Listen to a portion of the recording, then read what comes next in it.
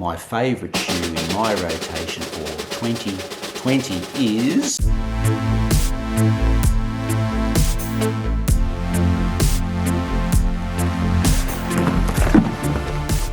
In this video, I'm going to have a bit of fun and go through my top 10 running shoes for 2020.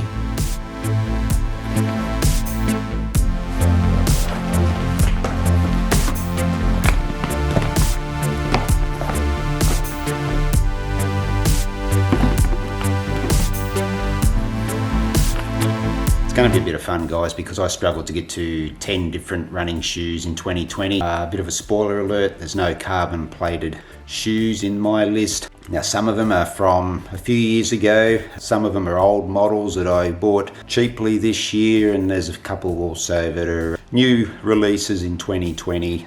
So what I'm going to do is give a rating for each shoe in comfort, in performance, in durability. This is just my personal opinion on how I found these shoes that I ran in 2020.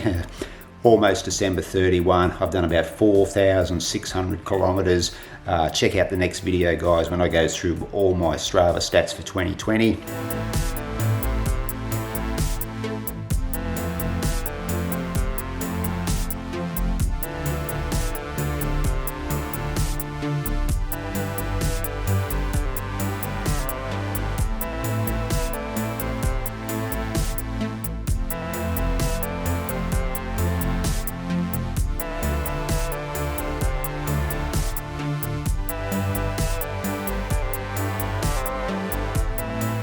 And really disappointed that this shoe so low down in the list, and that's the New Balance 1080 version 10s, and it's just a shoe that I've given up on. Right from the word go, I had a foot issue on my left foot, just felt it really tight, got a pain on the outside of my left foot on every run in this shoe.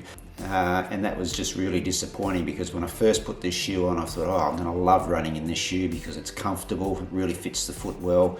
And I think that's where the problem was, guys. I think it just fitted too well, and it was just too snug, especially on that left foot, and that caused me a lot of problems.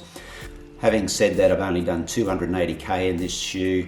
I did do a 5k time trial and a 10k time trial in this shoe, and they were my fastest times in 2020, but that issue with the left foot was still there. So on the comfort side of things, guys, 2 out of 5. Performance, I've got to give it 4.5. Now, the only reason it's so high is because that I was able to run those time trials over 5k and 10k pretty quickly. I'll put those 5k and 10k time trial times there on screen so you can see just what actually I did run. Remembering, guys, that I am 54, so nowhere near in the elite category. And the durability, I'm seeing a little bit of wear on that outsole there after 280 kilometers. Maybe just a little bit too early to give a score for that 1080. And I'm not going to be able to get to a score on that because I'm just not going to run in these shoes anymore.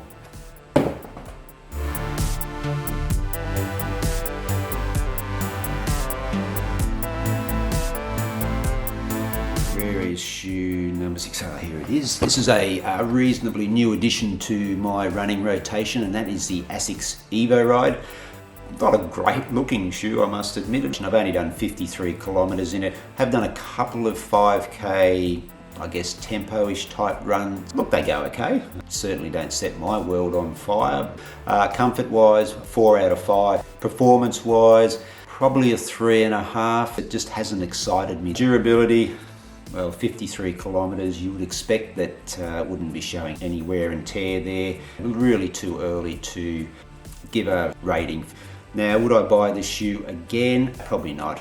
Look, I will continue to run in this shoe, but it's not a shoe that, as I said, has excited me, and I probably wouldn't be in a rush to go out and buy it again.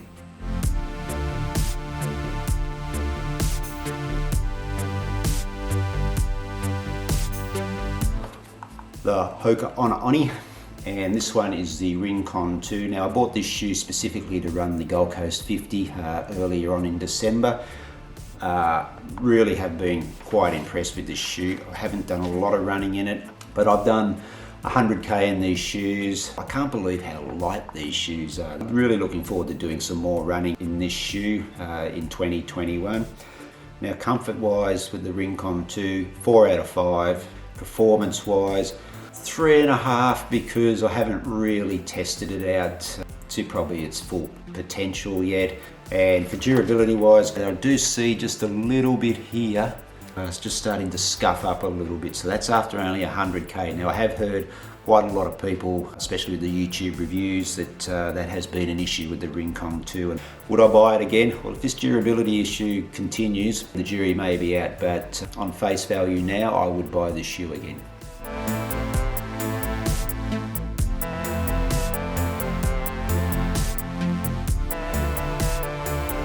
Absolutely had a ball running in the Clifton ones. Pleasant shoe to run in. I ran on all sorts of terrain. Would I buy that shoe again? Yes, I would. But they're not very easy to find anymore. I know Running Warehouse in Australia had them for sale for quite some time, but the last time I looked, there wasn't any there. Hopefully, fingers crossed, Hoka might release some more Clifton ones. This brings us to the medal round, and my number 3 shoe is...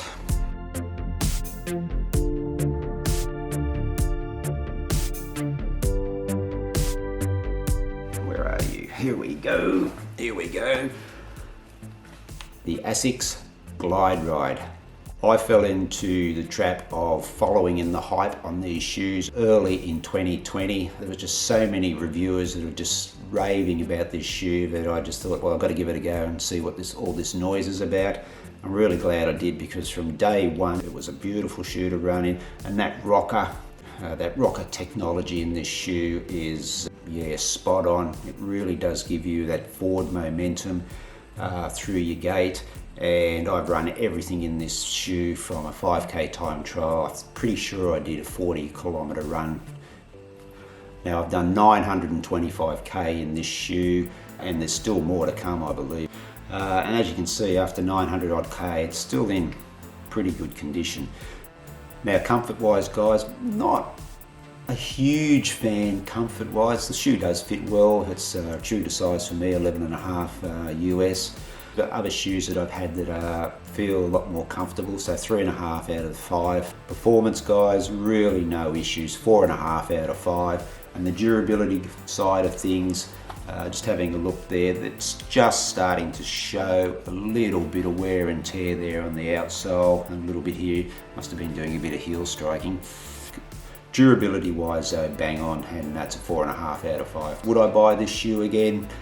Too right, I would. I already have bought another pair of the Glide Rides, 130 odd K in them now. Now I have seen that the Glide Ride 2 version is coming out in 2021. I just hope that Asics hasn't fiddled around too much with it, because this is a pretty bang on shoe. Alright guys, we're getting down to the nitty gritty now, the top 2 shoes.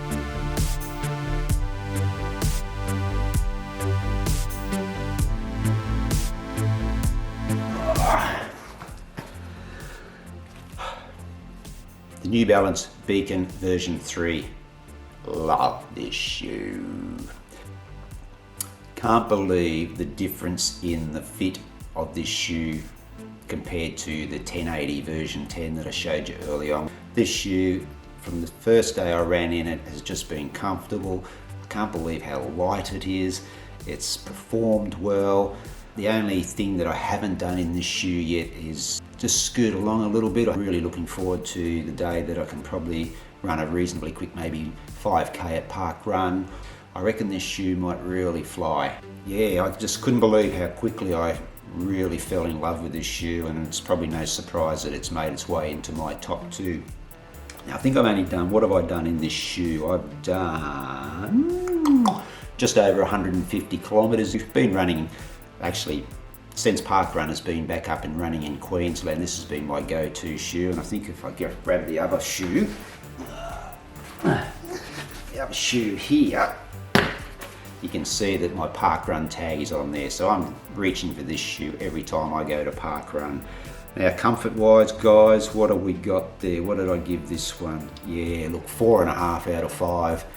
Performance wise, the same, 4.5 out of 5. Now the durability, guys, what have we got there? Well, 150k. You wouldn't expect to be seeing too much of an issue there at the moment after 150k, so it's a little bit too early to rate score for durability. Now, would I go out and buy this shoe again? Too right, I would. In fact, I bought another pair of these shoes probably after my first or second run in this pair of shoes, and I've still got them sitting in the cupboard. They're still in the courier bag. I'll save those for later on in 2021, but yeah, this shoe is bang on, bang on. All right, I know guys, it's the moment you've all been waiting for. What is my top rated favorite running shoe for 2020? Well, look, I think this shoe's probably on top of a lot of runners' list because it really came out of the blue, and I've really got to give this company kudos because, yeah, they've been the real surprise packet of 2020 with a couple of their shoes. There's some shoes too that I'd still really want to try out in this company's range, but for now,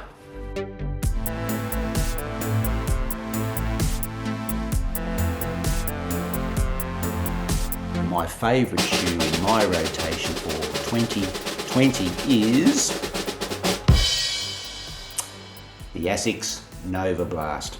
Could not believe how good this shoe was from the first run. I think from memory it was like about an 8K. I went out just with the idea of, I think I was running deep into the Mafferton method at that stage, and I just wanted to go out and do a nice comfortable run under the MAF heart rate level.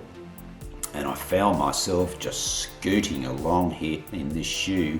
Yeah, it just felt breezy. I've just like no effort at all. The heart rate was low. My long runs during winter, this was the go-to shoe. I think I did my half marathon time trial in this shoe. Yes, I did. I think that was about a low 85 minutes for that time trial I did down on the Gold Coast.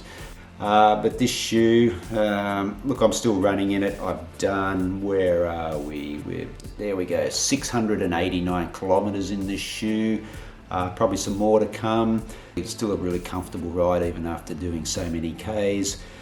I gave this 4.5 right across the board, guys. So 4.5 for comfort, 4.5 for performance, 4.5 for durability.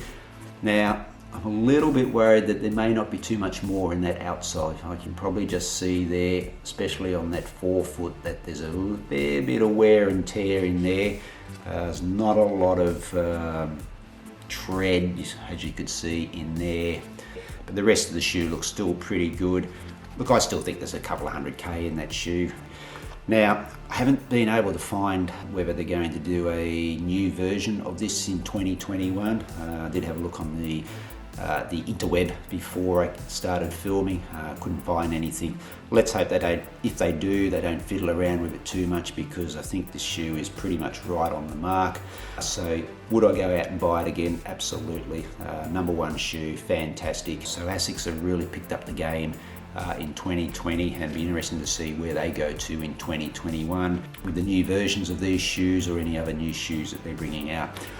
Alright guys, well that's my top 10 favourite shoes for 2020. How did I go? Do you think that I'm on the mark?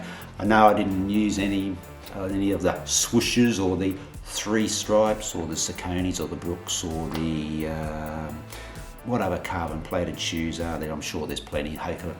For that's what it's worth. Just had a bit of fun giving you my top 10 there. Let me know in the comments down below, guys, what's been your favourite shoes for 2020 and even what you're most looking forward to in a shoe in 2021. That's about it, guys. If you've made it all the way through to the end of this video, thanks very much for watching. If you did enjoy this video, please give the video a little bit of love by smashing that thumbs up button. If you're not a subscriber to the channel, please consider subscribing and tap that notification bell too, so you know that when a new video drops. Alright guys, I'm out of here. That's the shoes done for 2020. Only a couple more days now until a new year, so stay safe out there. Happy running, and I'll catch you in the next video. All right.